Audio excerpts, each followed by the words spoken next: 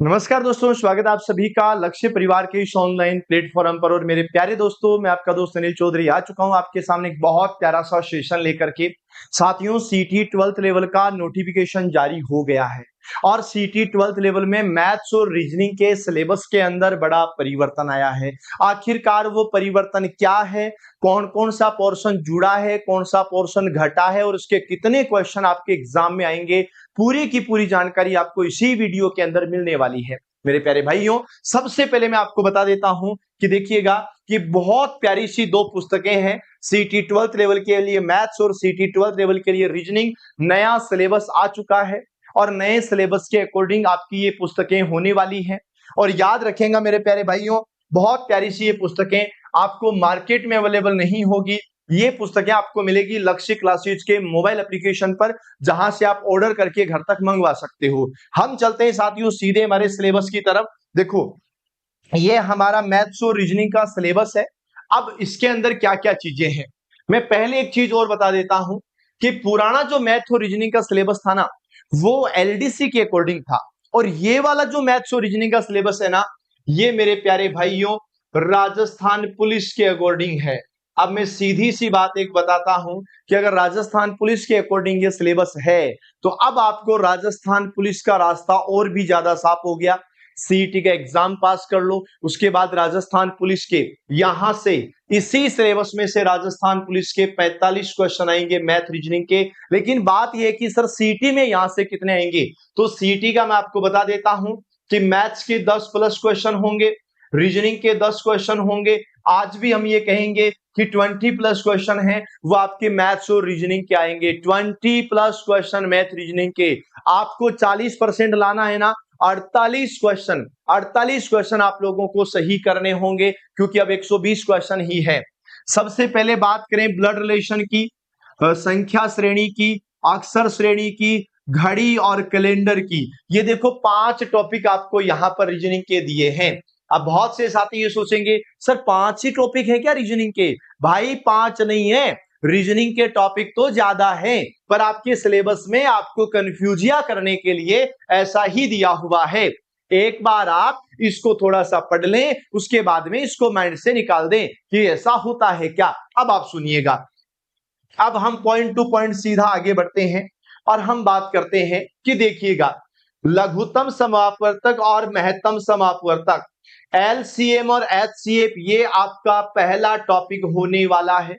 LCM और HCF आपका पहला टॉपिक होगा, औसत आपका दूसरा टॉपिक होगा, लाभ हानि आपका तीसरा टॉपिक होगा, प्रतिशत आपका चौथा टॉपिक होगा, साधारण ब्याज आपका पांचवा टॉपिक होगा, चक्रवृद्धि ब्याज आपका छठवां टॉपिक होगा, अनुपात समानुपात आपका सातवां टॉपिक होने वाला है ना। यहां पर अगर हम बात करें ना अनुपात और समानुपात की, यह आपका सातवां टॉपिक होगा। समय चाल दूरी, ये आपका आठवां टॉपिक होगा। कार्य एवं समय, ये आपका नौवां टॉपिक होगा। क्लियर है? उसके बाद में त्रिभुज है, वृत्त है, दीर्घ वृत्त है, आयत है, गोला है और बेलन का क्षेत्रफल, ये एरिया वाला टॉपिक है, ये आपका 10वां टॉपिक होने वाला है। उसके बाद में बात करें त्रिभुज, वृत्त, दीर्घ वृत्त, आयत, ये तो हो गया। गोला, बेलन, घन, शंकु का आयतन, ये आपका 11वां टॉपिक है। यानी 11 टॉपिक हो गए। क्षेत्रफल भी पूरा पढ़ना है, आयतन भी पूरा पढ़ना है। साथ ही हम बात करें आंकड़ों का चित्रों के द्वारा निरूपण, आलेख, स्तंभ चित्र, वृत्त चित्र, रेखा आदि, है ना। याद रखना 11 टॉपिक यहां से आ गए। ये लो 12वां क्वेश्चन, ये लो 12 टॉपिक, 12 टॉपिक 12 क्वेश्चन मैथ्स के आएंगे। क्लियर है मेरी बात? 12 टॉपिक 12 क्वेश्चन मैथ्स के आएंगे। हर एक क्वेश्चन आप आराम से कर सकते हो, ये वादा है मेरा। पढ़ाए हुए से बाहर कुछ नहीं जाएगा। सुबह 8 बजे आप लोगों की मैथ्स की क्लास चलती है लक्ष्य जूनियर के यूट्यूब चैनल पर, वहां से आप अटेंड कर सकते हो। 11 टॉपिक आपके हैं। उसके बाद में कोडिंग डिकोडिंग है, बैठने की व्यवस्था है, मानसिक योग्यता और विश्लेषणात्मक योग्यता। मतलब मैं यूं कहूं ना, आप इन चीजों को, इस चीज को आप एक बार के लिए भूल जाओ, इसको भी आप एक बार के लिए भूल जाओ। और इसको भी आप एक बार के लिए भूल जाओ। आप केवल इतना सा याद रख लो, मानसिक योग्यता और विश्लेषणात्मक योग्यता, मतलब मेरे भाइयों पूरी रीजनिंग आपके सिलेबस में है। 10 क्वेश्चन आपके रीजनिंग के आने वाले हैं और 12 क्वेश्चन आपके मैथ्स के आने वाले हैं। याद रखना, 10 क्वेश्चन आपके रीजनिंग के होंगे, 12 क्वेश्चन आपके मैथ्स के होंगे। अगर मैं टोटल मिलाता हूं ना तो 10 और 12 22 क्वेश्चन आपके होने हैं।